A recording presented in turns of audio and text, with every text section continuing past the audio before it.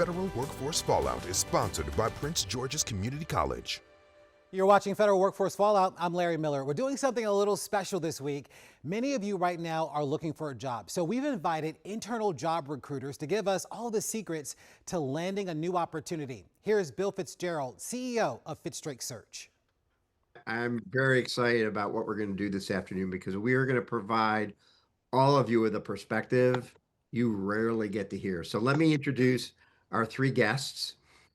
These are three people who I will tell you right up front are absolute experts at what they do. They are internal recruiters. Okay. These are the people who see your resumes. These are the people you may talk to. These are the people who deal with applicant tracking systems, encounter AI. These are people on the front line who can give you the perspective, as I say, that you really get to see. So I'm going to introduce these folks. Andy Lloyd, who you can see there. Andy's a longtime recruiter.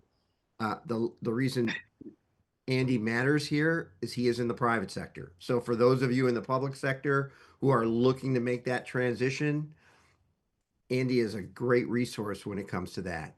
Another one who is also in the private sector is Chase Younts. He is also a private sector recruiter and is at the front line of receiving all your information when you're applying for jobs. And my other colleague is Kelly Wink. She is a public sector recruiter. So for those of you in the public sector or private sector looking to get into the public sector, Kelly can give you the inside skinny of what that's like and what's happening on the other side of the curtain. So that's our esteemed panel, and I want to thank them all for being here because the insight they're going to provide is just invaluable. Let's kind of get the ball rolling here. I don't think you probably need me to tell anyone here that, looking for a job right now is not easy. And there is this belief, and maybe it is true to some extent, sort of that AI has sort of fundamentally disrupted the way in which we're approaching the job search. And so for our panelists, let's talk about AI because I think that is sort of top of mind for most. How should we be leveraging AI to get your attention? What are some things that are working and what are some things that aren't working? Andy, you want to start us off? Yeah, no, happy to. I think where you may have the most value of using AI is using it initially as a research tool, being able to try different prompts, trying to discover about the target organization that you're thinking about. And I'm going to mix a couple of things in. I'm going to preface everything by saying the most value you will have in your search is trying to have the most targeted search possible. Not only identifying your value proposition, the type of roles or roles where you believe that you can have add the most value to an organization, the ones that, of course, you have the greatest satisfaction, but using that as the context, if you can now think about using AI to try to do as much research as you can about organizations that you're thinking about and beyond kind of those normal things such as, hey, how big they are, what kind of growth curves they are, but really trying to drill in and try to understand what are their challenges. If they're publicly traded, what are the analysts saying? Maybe they're privately held, but still there'll be lots of commentaries. And try to understand what are the pain points? What are the key things that they are trying to solve or fix? And if you can take that information and then begin to tailor your approach, I think that's the best utilization of AI.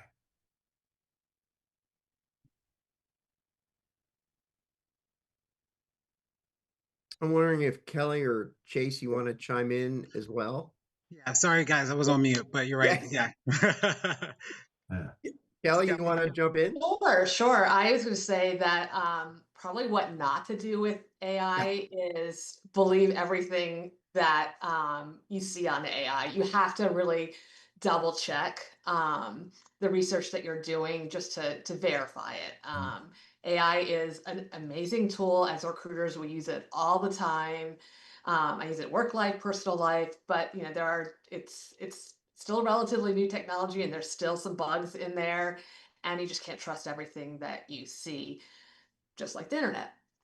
I think that sometimes people might make mistakes in having AI write the resume for them as it relates to a particular job requisition that you're applying to. I notice on resumes when it doesn't look like it's been written by the actual candidate, it definitely looks AI generated. So, certainly a great resource to help build a resume. But just like you do research, double check what you're putting in and making sure that it is truly depicting you, and not just selling you to the job. Um, just want to be clear about that. Sometimes resumes look a little bit formulaic coming out of AI, and not that we wouldn't look at them, but sometimes that's something we have to be cautious about. Kelly, how many resumes are you seeing that are starting to look alike? I would say, a relatively small percentage, but I have seen so many resumes that it match the job description perfectly that they're applying for. It's great to let us know like you match those skills, but it's almost like just reading the job description.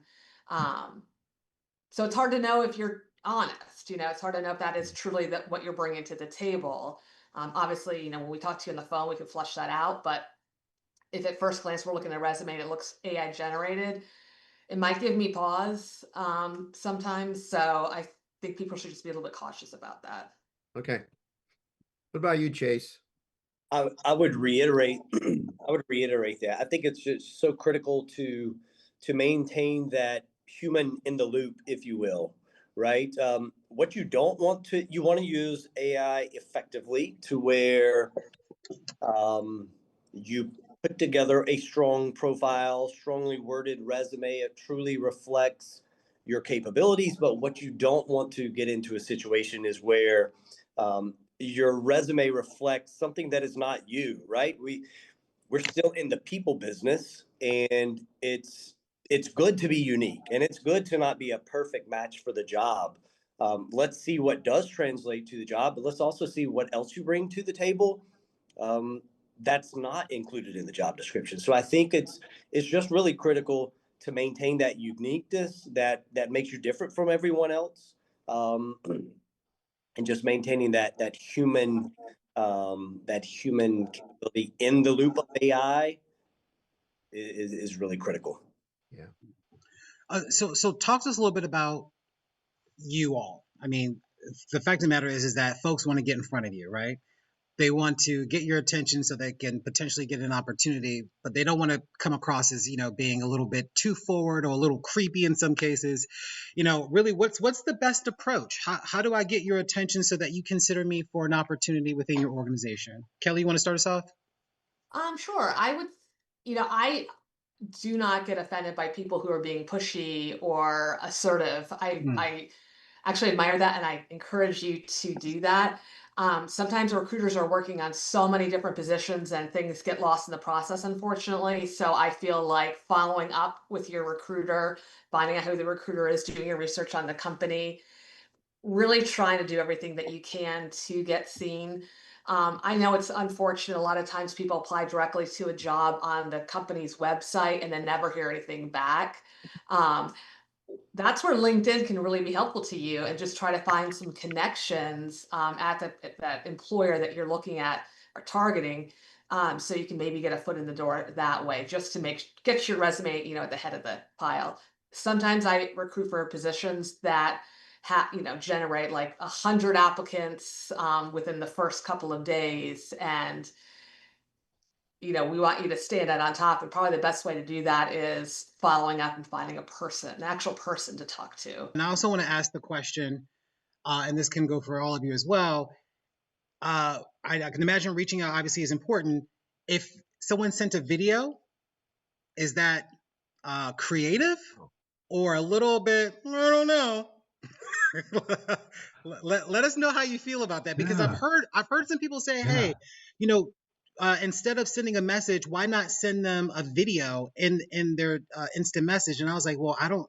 That seems a little forward. So I just want to get a little bit of a taste in terms of how you feel about that. Check the temperature here.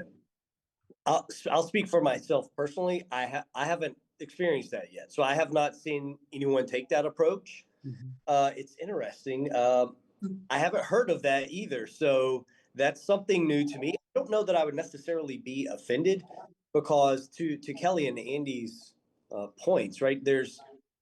I'm not a huge fan of the saying it's not what you know, but who you know, because it is very critical, right? What you know, but it is massively important who you know. So any way to make a connection, whether it be you see I'm connected to someone else that you know, right? Any way to make that mutual connection, get some inside track into the organization, um, just really helps to set you apart, because when you're dealing with maybe multiple hundred of applications on a job, it just is critical to set yourself apart, put a face with a name. Um, I will add this: while the LinkedIn outreach is great, right? Finding a way to make the connection, it's still very critical to apply to the job specifically. So, what not to do is just reach out via LinkedIn and say, hey, I saw this job. I'd like to talk to you about it. That's fantastic, but make sure you apply to the job first. So there's that record of your application. We can track that down, reference your application when we have that conversation with you. So make sure you hit both ends. Okay. Claire asked the question. She says, does reaching out to a recruiter work even if they never respond? We have this sort of ghosting phenomenon that's going on. And I think for people that are dealing with that, that's a little concerning, right? Especially in a market like this where you're getting ghosted left, right, and center. If you don't respond and they've reached out, should they consider that you're not interested in talking, or maybe you just don't have the time to catch up with them? How should they take that? I can jump in. I Yeah, think sure. it's unfortunate when recruiters don't respond. We are busy, but I do believe all the candidates need some sort of feedback. A lot of times, our applicant tracking systems that will send out an automated response, sometimes to not very personal, but maybe it's reviewing the your resume and you don't meet the minimal qualifications of the job. It might be automatically, we disposition you as such, where we're not going to move forward with you, and hopefully you'll get some sort of response as to why you're not being considered. A lot of times kind of vague, which I think is very hard for a candidate. And you're right, ghosting is a real problem. um, I think people do get really busy, and that is not a great excuse. This is again where you can, if you're not getting feedback from the recruiter, you do think that you're a good match for the job, you meet the qualifications, um, find another avenue. If it's not that recruiter, find somebody else within the company that can help you. Yeah. It, And it's I'm, again kind of like going on with what Chase says too, is making sure you're getting in front of somebody. I think that really helps, in front of a real person. Yeah. and maybe just to add, I think, um, yeah, try again. And Yeah, so I think that, yeah, don't stop trying. yeah, it's not to say that let the recruiter off the hook, but if you know have a nice message, you don't hear something, try again. And sometimes that second or third time is the one that connects. And then just the thought on the video, I've actually had one. Um, I guess my comments was as long as it's relevant, relatively short. You haven't spent like 12 years with AI tools developing some crazy thing, but it's just really a quick personal, hey, this is who I am, would love to talk to you. Here's the reason or the value why. Um, you should try it. Okay. All right. Just a word to the wise: if you're going to do a video, you want to look presentable. Yeah. Make sure what you're saying is professional. It's well composed, because a good video can go a long way, but a bad video can also go a long way too in the other direction. So Yeah, be yeah, warned. Larry, you would know that in your business. Trust me, because I've been on both sides of it. I want to follow up with a question really quickly. We have somebody in the chat that was talking about resume. They've been, applying for opportunities, putting their resumes through an appropriate scanner, not really getting a lot of traction. Tell us, when you're reading a candidate's resume, what stands out to you that makes you say, I need to talk to this person. We need to get them in here for an interview. Chase, you want to start us off? Sure, I'll Okay. jump on that. I think for me, right, I want to see that you've been in similar roles, right? So while there are certainly transferable skills, right, that come along with any type of um, when I am reviewing a resume, if I don't, even if I don't know and look at each and every bullet point under that title and company name, I want to see that if you're applying for a senior product marketing role, right? I want to see that you've been in product marketing. So I might hit some of your current title. Are you a product marketer? Have you been in integrated marketing? Or maybe you've been on the product side, but I want to see some relevant work experience so that I know going in you have that baseline understanding and skill set that even if it's not a perfect match, you can bring those transferable skills, but we can't base everything off of transferable skills. So to me, it's making sure your titles are reflective of the job that you're applying for. And maybe in that first intro summary, if you will, at the top of your resume, you capture a quick sentence or two of relevant experience. So when you're dealing with multiple applications, right? Transparently, you probably don't read every single bullet point of every resume, but you want to hit those high notes and understand may not have a perfect match here, but there's a lot of relevant skills and experience that make this work a conversation.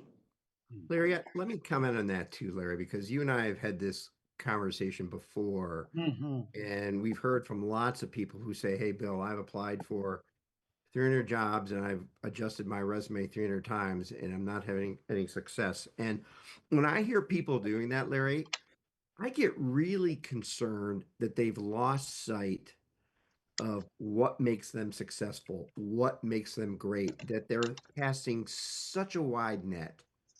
They're not drilling down on and really targeting the roles that make sense. I had a conversation with a woman last week who started out with this very broad kind of approach, and after a few months of not having success, she really targeted in on what it was she does, what she's been great at, and what are the organizations that might value what she does and the jobs that might value what she does. And as soon as she started doing that, applying, it's like less is more, Larry. As soon as she stopped applying for everything and focused on the ones that really mattered, she started getting interviews.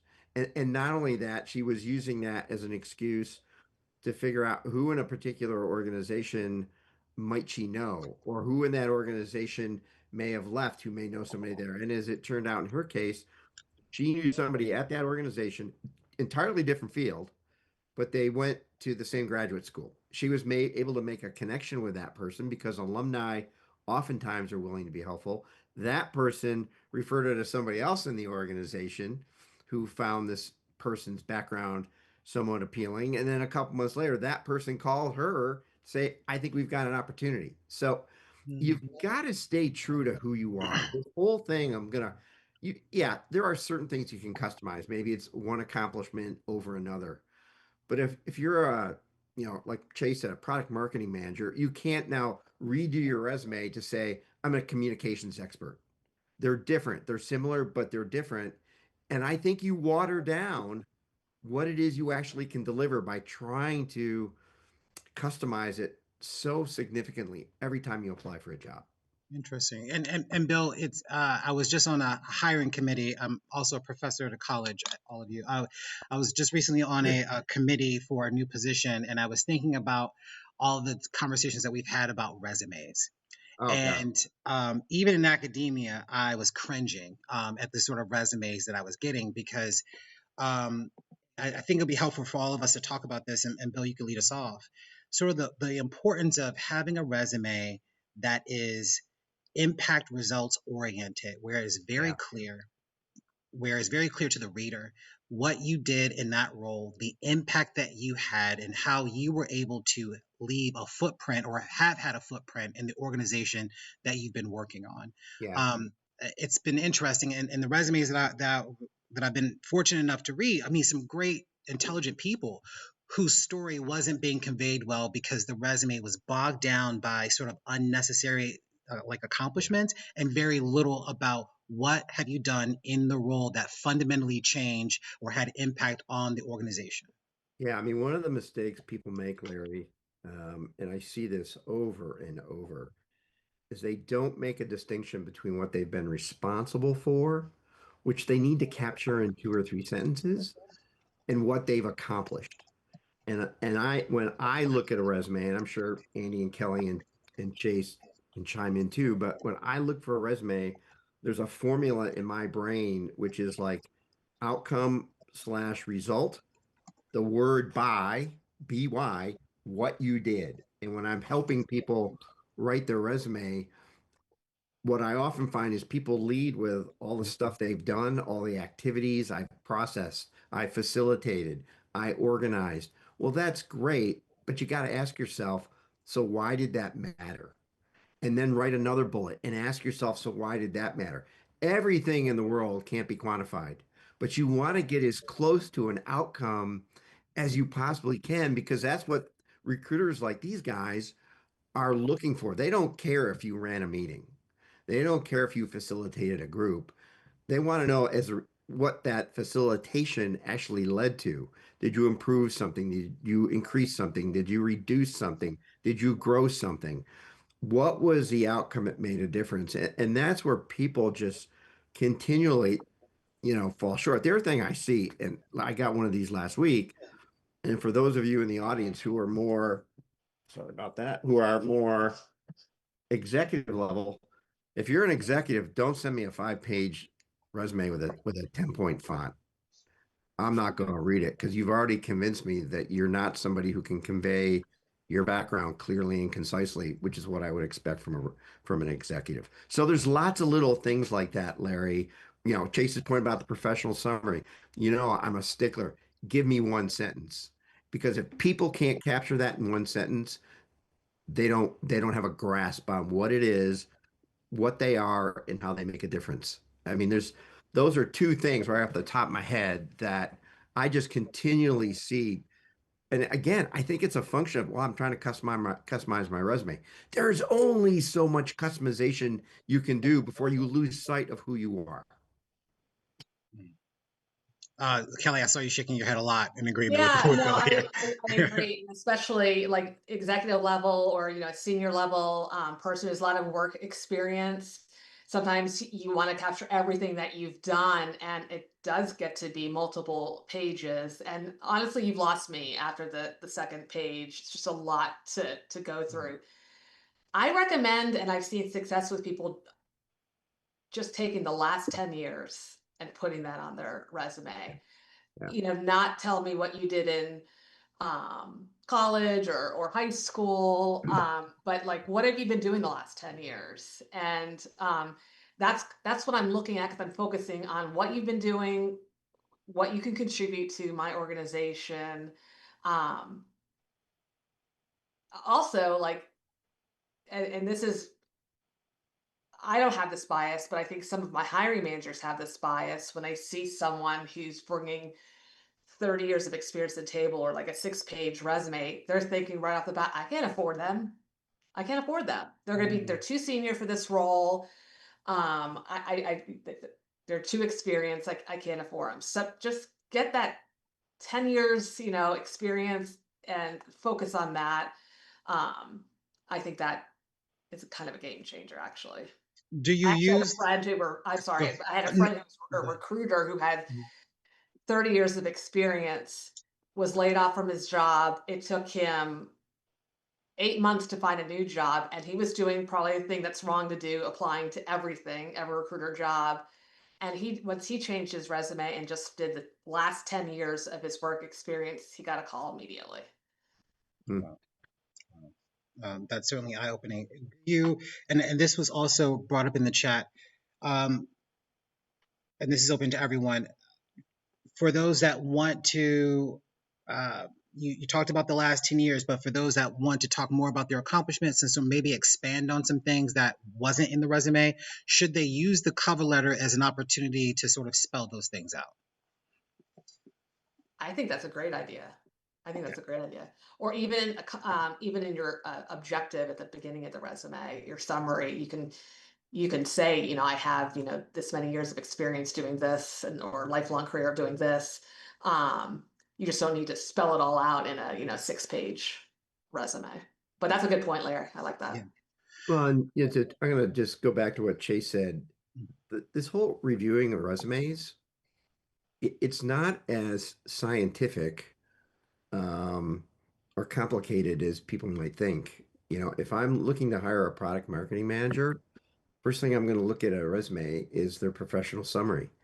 Does that speak to being a product marketing manager? Next thing I'm going to look at are, where they worked, and then what have their titles been? I mean, have they been doing work that seems aligned with what I'm looking for? And then I'm going to look at what they were responsible for. I'm going to look at what they accomplished, and I'm going to make a pretty quick decision. Is this somebody I'd like to follow up with? Maybe send them more information, see how they react.